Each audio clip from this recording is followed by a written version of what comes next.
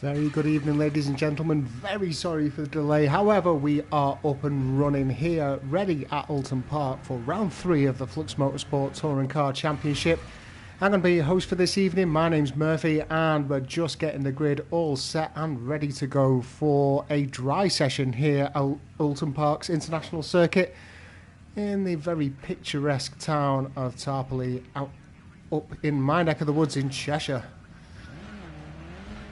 Looks as though Deadly Hawk is struggling there in terms of his connection. All sorts of messy. Interesting indeed. So get them confirmed. This is going to be a lineup for tonight's race here at Oulton Park. Race 3 of the FluxMotorsport Touring Car Championship. Pro Fubby comes out on top with pole position, followed by the console making up the front row. Second row is Wajoshg, followed by Lecky 2000. Good qualification from both of those two, and they'll be pushing hard coming into the first sector just to try and make up as many places as they can. Alaxon qualifies top of the third row with Spankmeyer alongside him, and then Kovkarl 7th, followed by Jack de Menzies, who'll look to try and make some improvements once the race begins.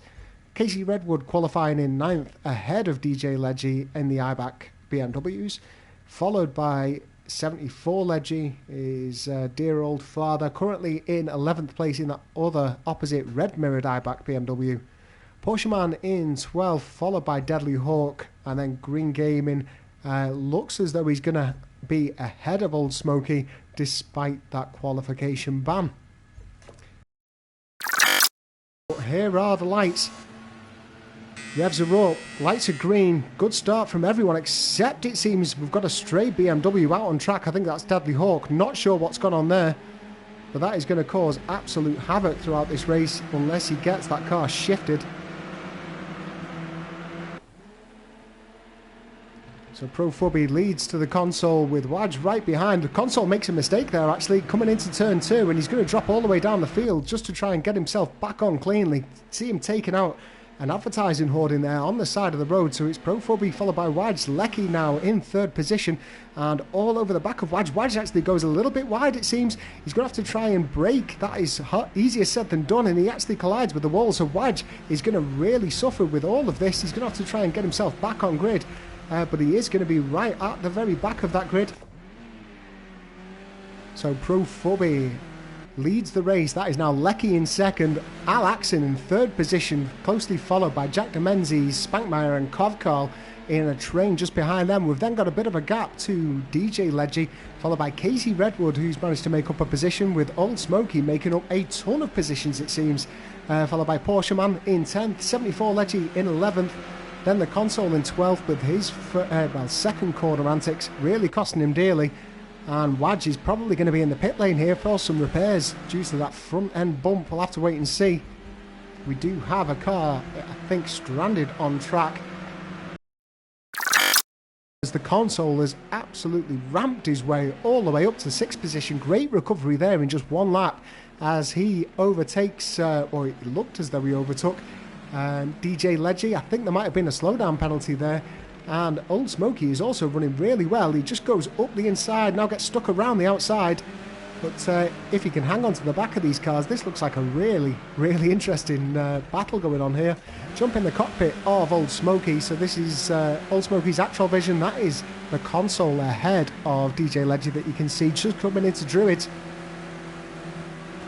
Now you get what I mean about that sort of triple threat right-hander, and Old Smoky's making moves here on the console, having a little look up the inside, and is he going to be able to hold it into the braking zone? He's not. Falls back in line.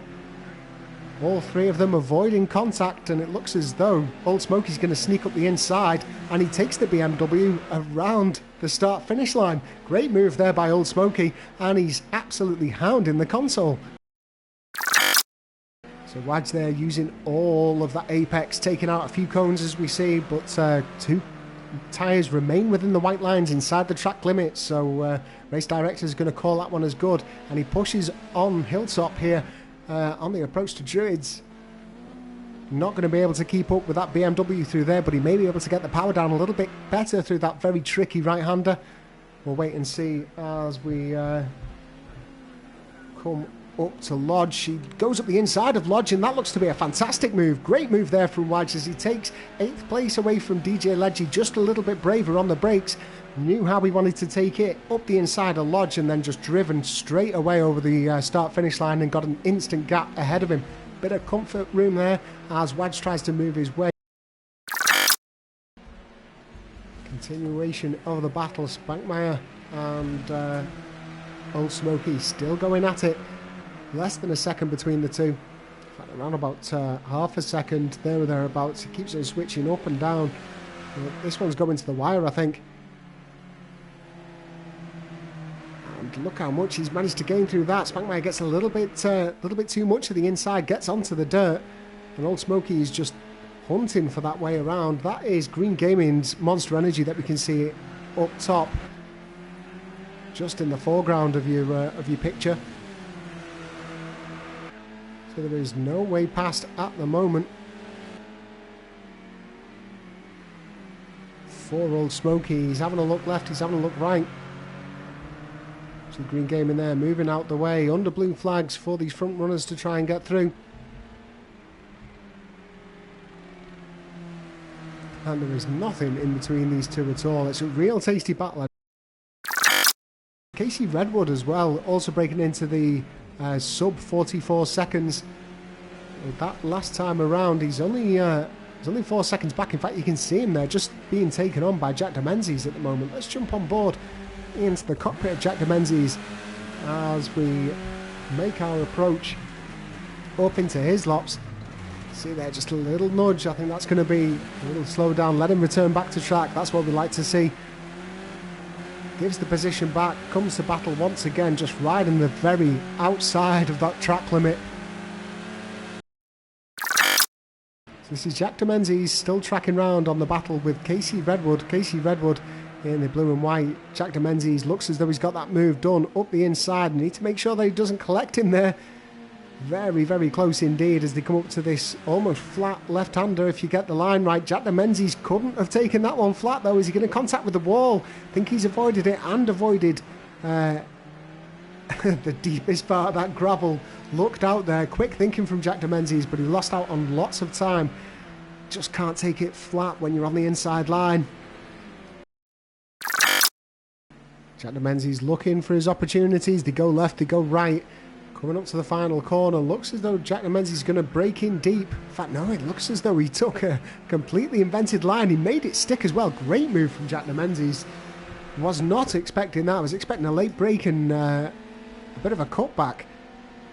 Looked as though he braked pretty much at the same time and just trusted that DJ Leggy wasn't going to run wide. Fantastic move from Jack Demenzies. It's enough to earn him 9th place currently, so provided he can hold on to it.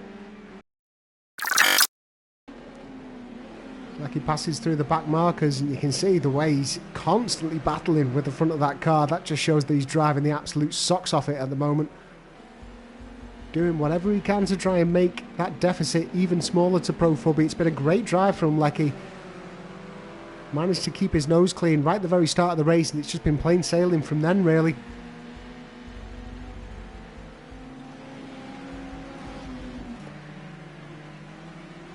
Oh, just went over to all new 82. Al Axon right at the very wrong time there, just as he was going off track. Didn't lose a position, just letting his way through back markers, so it might have been purposeful. Not too sure, but looks as though it's going to be 8th place for him unless he can make up a couple of seconds in the final 8.5 minutes.